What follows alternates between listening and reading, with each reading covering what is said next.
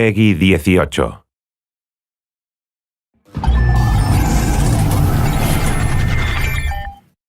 Hello everyone, I'm Colin Graham. I'm the animation director on Watch Dogs, and today I'm excited to present to you a vertical slice of the Watch Dogs free roaming experience. So actually, this is not a mission. Everything we're going to showcase today is completely systemic, and we're free to do as we please. We start off in the wards, the low-income district of our interpretation of Chicago. When creating the world of Watch Dogs, we wanted to stay true to the city and give a unique flavor to each and every neighborhood, not only in terms of the architecture, but also in terms of the people that you'll encounter and what is happening in their day-to-day lives. In the wards, you'll see working-class citizens, rusty cars, gang members, abandoned houses, and low-grade pawn shops. It's really not the kind of place that you're going to want to be alone after dark. Nowadays, modern cities are increasingly managed by software, controlling traffic lights, electricity grids, and surveillance systems. In our version of Chicago, this management software is called CTOS, or the Central Operating System. The CTOS controls everything in the city, and it was created by the Bloom Corporation. Since the CTOS has been installed in Chicago, people get to work faster, the crime rate is dropped, and the communication networks are now more accessible and stable than they ever were before. It goes without saying that if everything is connected, somebody able to take over the system would be extremely powerful. At this point in the game, we don't have control over this district's CTOS system. The icons that you see over people's head mean that we cannot hack into their mobile devices at the moment. We need to find the CTOS control center, install a backdoor virus into the system to take control over all of the infrastructure in this district. There it is, the CTOS control center.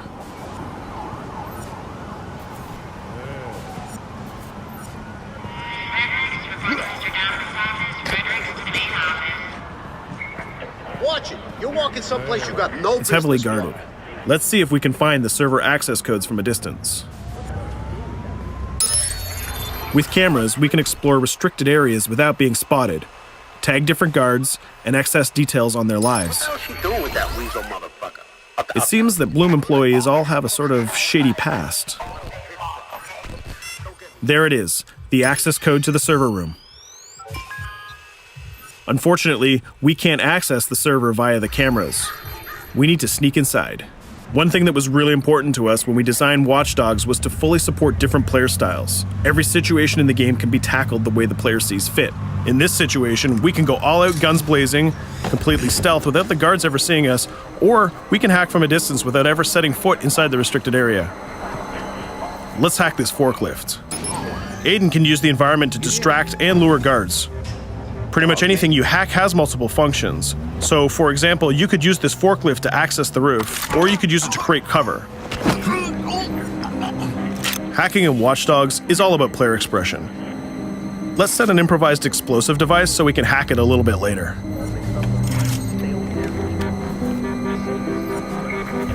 You'll also notice Aiden's low-profile stance. This indicates when the guards are unaware of our presence. We'll try to reach the upper level of the building to see if we can gain a vantage point over our opponents. Everything in the environment can be hacked, so we're going to make some dynamic cover. That's how you spend a day off. Some quality meat. We'll use this forklift to lure the guard towards our IED that we set earlier. Let's see how this plan unfolds. You're working them on.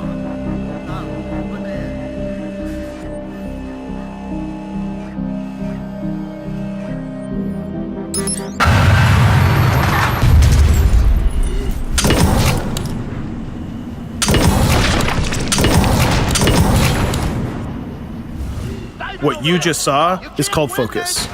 It represents Aiden's analysis capabilities and his quick reflexes. This gives the player more time to combine core game mechanics together, such as shooting, hacking, and driving, in order to handle more complicated situations.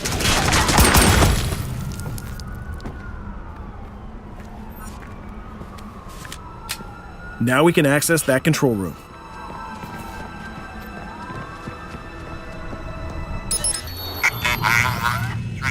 Drop 2, 5.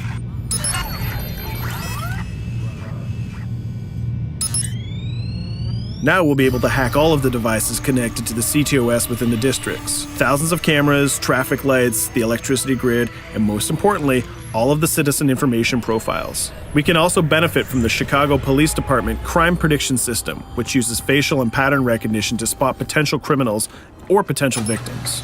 Since this is a pretty rough neighborhood, I'm pretty sure we're going to stumble on some suspected criminal activity pretty soon.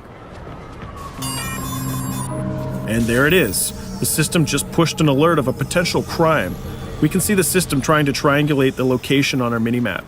Take note, this isn't a mission. This can happen anywhere at any time. We've just spotted a potential victim. It's always up to the player if he wants to investigate or not, to take action or not. So let's see how this turns out. Yeah, you're right. Could I just...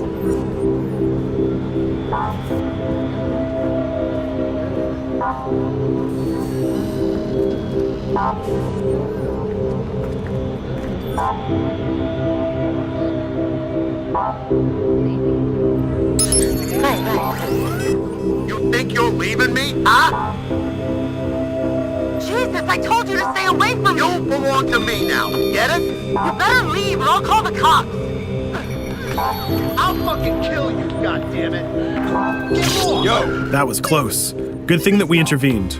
We managed to prevent the crime, but we triggered a chase. From here, the criminal's behavior is unpredictable. He can try to get away, shoot back at us, surrender, or call for backup.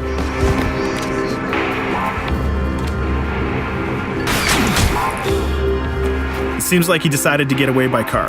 Let's chase him down.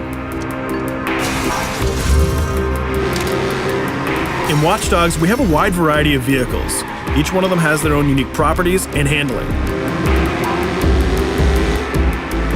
Let's see how we can use the CTOS to our advantage to neutralize this criminal and leave the cops to deal with him later.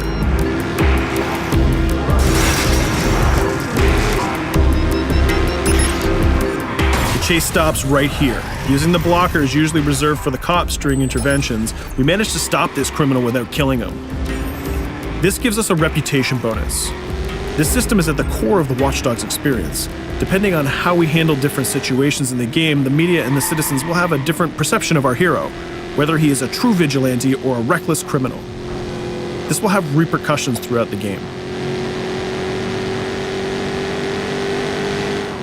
Now, let's head for the Loop, the historical district of Chicago, where you're going to find the most iconic buildings in the city.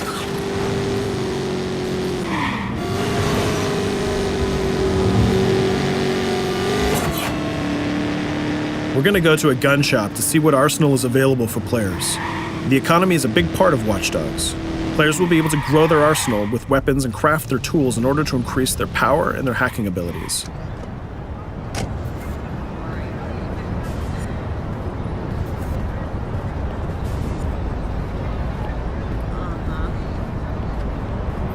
No, it's okay.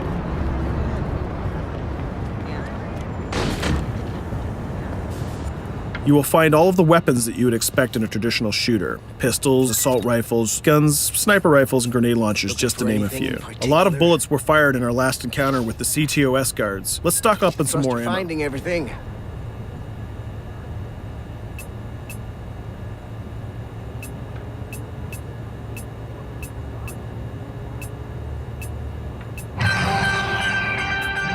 As we mentioned earlier, the media keep track of your actions and the citizens are going to react according to the perception that they have of you. Here, the media is reporting a crime in which you are the #1 suspect. The gun shop owner recognized you and decided to trigger a silent alarm to notify the police. Copy that. Possible wanted suspect presumed armed and dangerous. Police are now trying to locate the source of the threat using the surveillance system in the city, represented by the yellow circles on the minimap. Come in, PH3.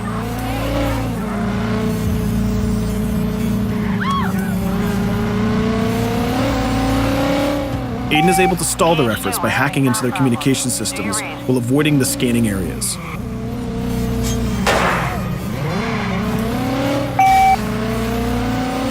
PH units, do you copy? Repeat, squad to all PH units. Once they've lost our trail, we can go back to our activities.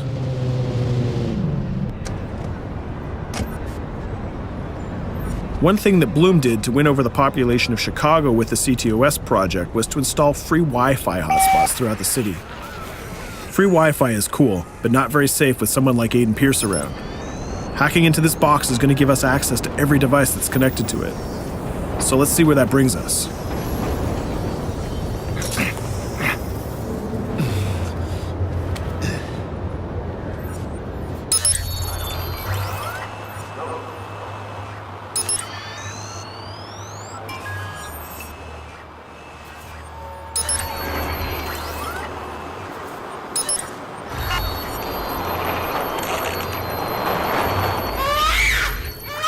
We just hacked into the webcam of a laptop. It seems that we're in the apartment of a mother and we can hear her baby crying in the background.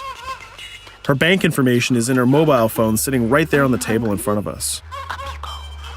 It's totally up to the player whether we decide to steal it or not. Of course, this won't affect our reputation because nobody can witness this action.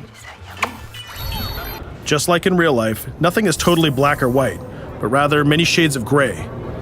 This is exactly the situation where we want the player to question his own morality. Let's go withdraw that money. If you think that you're alone, think again. Aiden is not the only hacker in town. Someone's trying to install a backdoor virus on Aiden's phone in order to steal a portion of the information that he's gathered through the game so far. First, we're gonna have to reach the area where the signal is coming from.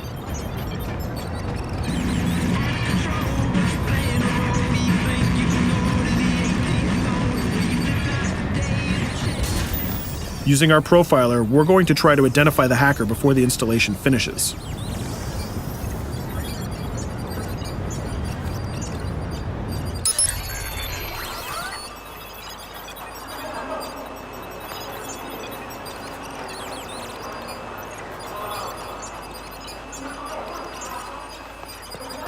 There he is.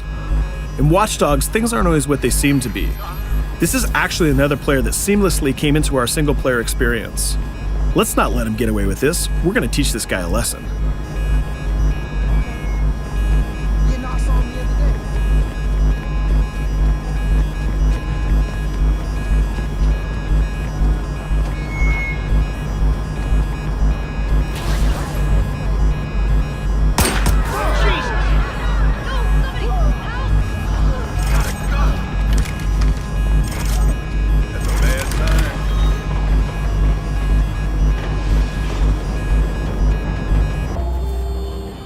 We stopped the hack, but the hacker managed to get away.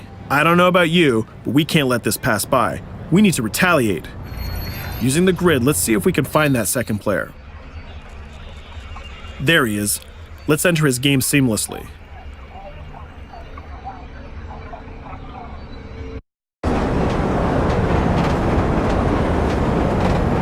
The second player is not yet aware of our presence.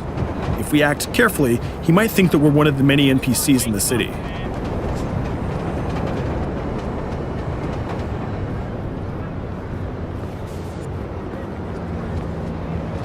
What was that?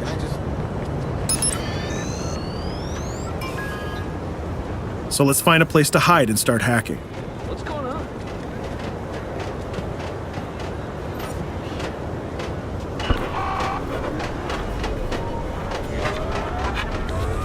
The second player has just been alerted that a breach has occurred on his phone.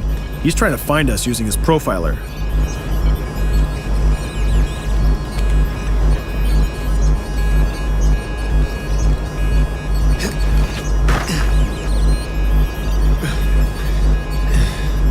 He's dangerously close. Let's hide in the car. We're spotted. Let's get out of there.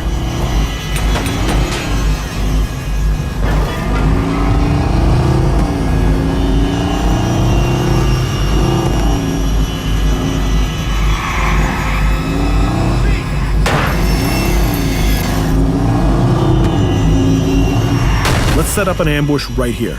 By dragging the other player back here into the alley, we make sure that no civilians get hurt during the firefight.